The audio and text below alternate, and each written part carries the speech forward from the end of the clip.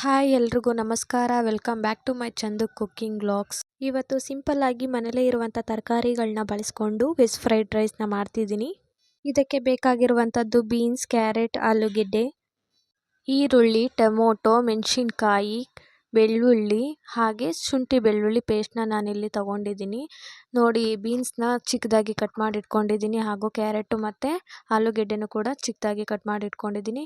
ನಂತರ ಮೊದಲಿಗೆ ಒಂದು ಪ್ಯಾನ್ನ ಇಟ್ಕೊಂಡು ಅದು ಪ್ಯಾನ್ ಬಿಸಿ ಆದ ನಂತರ 5 ಟೇಬಲ್ ಸ್ಪೂನಷ್ಟು ಆಯಿಲ್ನ ಹಾಕ್ತಿದ್ದೀನಿ. ಆಯಿಲ್ ಕೂಡ ಕಾದಾದಮೇಲೆ ಇದಕ್ಕೆ ಸ್ವಲ್ಪ ಸಾಸಿವೆನ ಹಾಕ್ಕೊಳ್ಳಿ. ಸಾಸಿವೆ ಸಿಡಿದ ನಂತರ ಜೀರಿಗೆನೂ ಕೂಡ ಹಾಕ್ತಿದ್ದೀನಿ. ಇದಕ್ಕೆ ಕರಿಬೇವು ಕೂಡ ಹಾಕಬೇಕು ಗೈಸ್. ನನ್ನ ಹತ್ರ ಕರಿಬೇವು ಖಾಲಿಯಾಗಿದೆ, ಸೊ ನಾನು ಸ್ಕಿಪ್ ಮಾಡಿದ್ದೀನಿ, ನೀವು ಹಾಕ್ಕೊಳ್ಳಿ. ನಂತರ ಇದಕ್ಕೆ ಕಟ್ ಮಾಡಿದಂಥ ಹಸಿಮೆಣ್ಸಿನ್ಕಾಯಿನ ಸೇರಿಸ್ಕೊಂಡು ಫ್ರೈ ಮಾಡ್ಕೊಳ್ತಿದ್ದೀನಿ. ನಂತರ ಸ್ವಲ್ಪ ಬೆಳ್ಳುಳ್ಳಿನ ಬಿಡಿಸ್ಕೊಂಡು ಇಟ್ಕೊಂಡಿದ್ದೆ, ಅದನ್ನು ಕೂಡ ಹಾಕ್ಕೊಂಡು ಫ್ರೈ ಮಾಡ್ಕೊಳ್ಬೇಕು.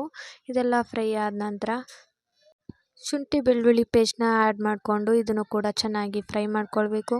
ಇದು ಫ್ರೈ ಆಗ್ತಿದೆ ನೋಡಿ. ಇವಾಗ ಲೋ ಫ್ಲೇಮಲ್ಲಿ ಇಟ್ಕೊಂಡು ಫ್ರೈ ಮಾಡ್ಕೊಳ್ಳಿ. ಇದೆಲ್ಲ ಚೆನ್ನಾಗಿ ಫ್ರೈ ಆದ ನಂತರ ನಾನಿಲ್ಲಿ ಒಂದು ಈರುಳ್ಳಿನ ಕಟ್ ಮಾಡಿ ತೊಗೊಂಡಿದ್ದೀನಿ. ಈರುಳ್ಳಿನ ಸೇರಿಸ್ಕೊಂಡು ಇದನ್ನು ಕೂಡ ಫ್ರೈ ಮಾಡ್ಕೊಳ್ಳಿ. ನೋಡ್ಬೋದು ಗೈಸ್, ಈರುಳ್ಳಿ ಕೂಡ ಚೆನ್ನಾಗಿ ಫ್ರೈ ಆಗ್ತಾ ಇದೆ. ಈರುಳ್ಳಿ ಎಲ್ಲ ಫ್ರೈ ಆದಮೇಲೆ ರುಚಿಗೆ ತಕ್ಕಷ್ಟು ಸಾಲ್ಟ್ನ ಸೇರಿಸ್ಕೊಂಡು ಚೆನ್ನಾಗಿ ಮಿಕ್ಸ್ ಮಾಡ್ಕೊಳ್ಬೇಕು. 1 ಸ್ಪೂನಷ್ಟು ನಾನಿಲ್ಲಿ ಸಾಲ್ಟ್ನ ಹಾಕ್ತಿದ್ದೀನಿ. ಇದೆಲ್ಲ ಹಾಕೊಂಡಾದ್ಮೇಲೆ ಚೆನ್ನಾಗಿ ಫ್ರೈ ಮಾಡಿಕೊಂಡು ನಂತರ ಇದಕ್ಕೆ ಕಟ್ ಮಾಡ್ಕೊಂಡಂತಹ ಬೀನಿಸ್ನ ಸೇರಿಸ್ತಿದ್ದೀನಿ. ಈ ಬೀನಿಸ್ನ ಕೂಡ ಒಂದು 5 ನಿಮಿಷಗಳ ಕಾಲ ಚೆನ್ನಾಗಿ ಫ್ರೈ ಮಾಡ್ಕೊಳ್ಬೇಕು. ನೋಡ್ಬೋದು ಗೈಸ್, ಬೀನಿಸ್ ಎಲ್ಲ ಚೆನ್ನಾಗಿ ಫ್ರೈ ಆಗಿದೆ. ನಂತರ ಇದಕ್ಕೆ ಕಟ್ ಮಾಡ್ಕೊಂಡಂತಹ ಕ್ಯಾರೆಟ್ನ ಹಾಕ್ತಿದ್ದೀನಿ.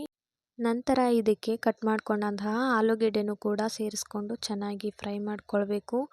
ಗ್ಯಾಸ್ನ ಲೋ ಫ್ಲೇಮಲ್ಲಿ ಇಟ್ಕೊಂಡು ಇದನ್ನೆಲ್ಲ ಚೆನ್ನಾಗಿ ಮಿಕ್ಸ್ ಮಾಡಿಕೊಂಡು ಬೇಯಿಸ್ಕೊಳ್ಳಿ. ನಿಮ್ಮ ಹತ್ರ ಬೇರೆ ವೆಜಿಟೇಬಲ್ಸ್ ಇದ್ದರೆ ಅದನ್ನು ಕೂಡ ಹಾಕ್ಕೊಳ್ಬೋದು.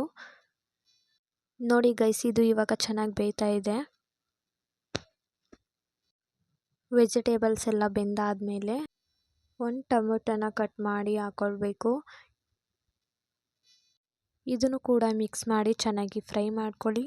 ನಂತರ ಇದಕ್ಕೆ ಸ್ವಲ್ಪ ಕೊತ್ತಂಬರಿ ಸೊಪ್ಪನ್ನ ಕಟ್ ಮಾಡಿ ಹಾಕ್ಕೊಳ್ಳಿ.